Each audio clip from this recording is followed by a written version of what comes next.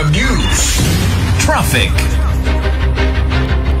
Inlawlawag ni Mayor Edmar Vincent Bingbong Bunuan, iti iliti sa Nicolas, iti inobra na panangimando, iti nairot at trapiko, iti napalpalabas.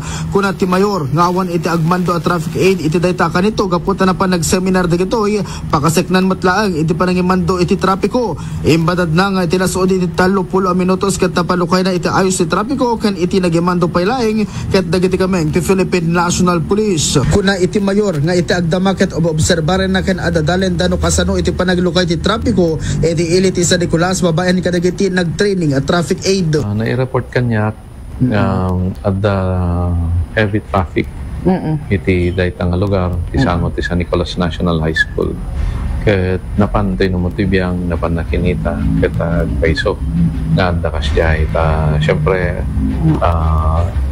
absent po no awan dagiti apo nga traffic enforcers ngem timang maman kadagitoy kadigiti apo nga kamang iti pulisya.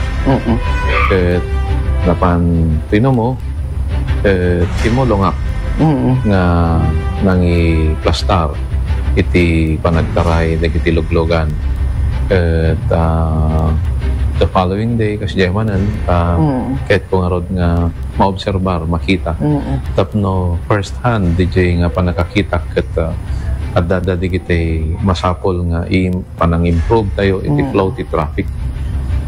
Kasi na po after nga nag-train mat digiti apo nga traffic enforcers iti San Nicolasen na i-deploy da mat 10 ipakpakat day tata digiti na train digiti trainings da.